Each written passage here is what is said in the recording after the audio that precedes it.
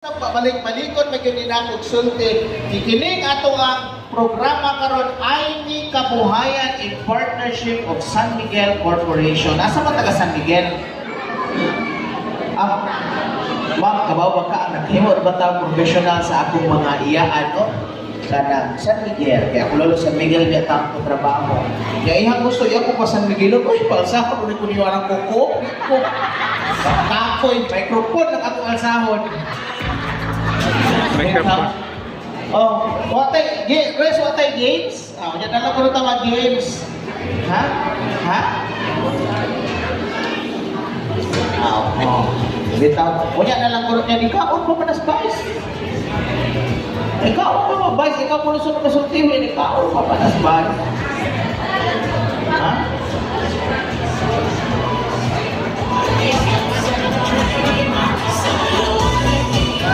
Tita, ikaw na lang sa kuno tita. Karon, alam, chika pa man sila ha? Chika, singan na itong Richie! May kaniha, uy, sige ka na, nasa na siya.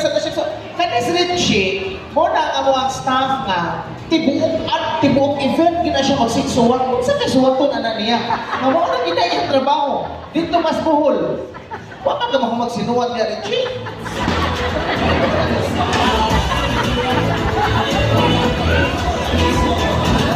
Nagtagal na, Richie. Okay, sige. So, kisa may nahuman na mag-seminar, wak pa. Ano man. Mo lecture pa na lecture. Okay. So, karong buntaga, natural nga naaman tayo mga pinasidugan dinapit. Kani, during her tenure as the city mayor sa city of Lapu-Lapu, Chico, sa pala Chico.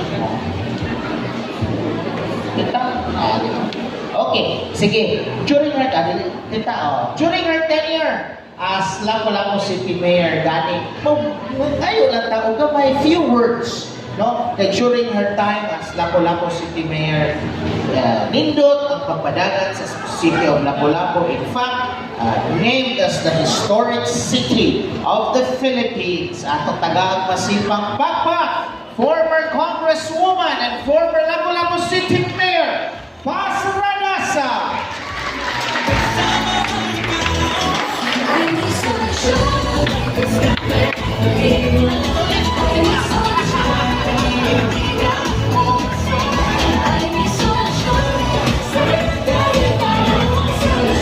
Daghang salamat. Wala naman ito po yung appeal ba? Audience sa bangko. Pero anyway, atong barangay captain, si Cap Garcia. And then, of course, ang ating vice mayor, si Lolo Contureros, the rest of the barangay officials, other officials, and nakadungo po nila na dunay city councilor. Of course, ang atong mga recipients sa mga kaayuhan na ihatag ni Senator Amy Marcos in collaboration with San Miguel.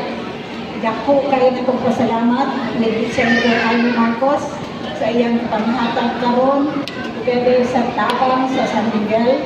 Kaya kami pangkabuhayan sa itong mga kaigsuunan. Maayo kayo ni na ehemplo para pagkaubaan sa itong mga kaigsuunan. Nalang ko magdagha kaya hindi ko appeal ko dito. But then, thank you with all the accommodations na sa itong mga. Daghang salamat. Maraming